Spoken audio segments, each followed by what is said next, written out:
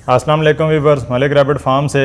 जैसा कि 14 अगस्त की सेल के हवाले से हो सकता है कि ये वीडियो जो है वो 14 अगस्त के बाद अपलोड हो, लेकिन ये तमाम वो स्टॉक है जो 14 अगस्त की खुशी में हमने आज़ादी एक मनाई थी, आज़ादी की सेल, जिसमें हमने तमाम दोस्तों को मलिक रैबिट फार्म से 50% के ऊपर स्टॉक प्रोवाइड किया था।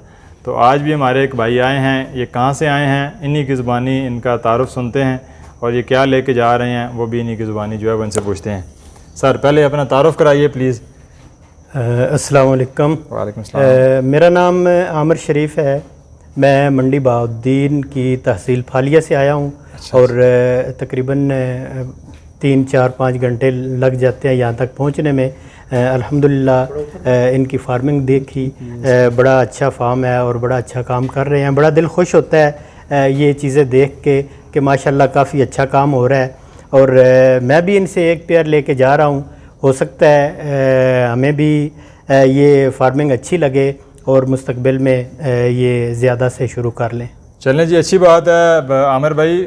हर बंदे को चाहिए कि हम जो बेसिकली गाइड करते हैं उसमें एक चीज़ बड़ी ज़रूरी है कि लाजमी नहीं कि आपने पूरा फार्म कमर्शियल लेवल पे बनाना है। हम हर इंसान अगर अपने लेवल पे कोशिश करना चाहे तो उसके लिए सबसे आसान चीज़ यह है कि वो 3 से 4 पेयर अब रख के सबसे पहले अपने घर की गोश्त की प्रोडक्शन को पूरा करे।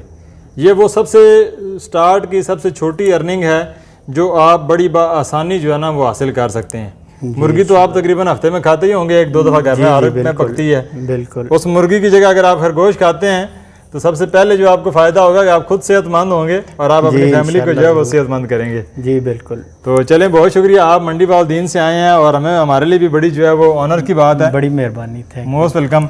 आप लोगों के लिए भी यही है कि जितने भी मेरे दोस्त जो खरगोश फार्मिंग कर रहे हैं वो व्हाट्सएप के ऊपर भी रब्ता कर सकते हैं, उनको तमाम इन्फॉर्मेशन भी प्रोवाइड की जाएगी और हर तरह से उनको कमर्शियल फार्मिंग समझाई जाएगी।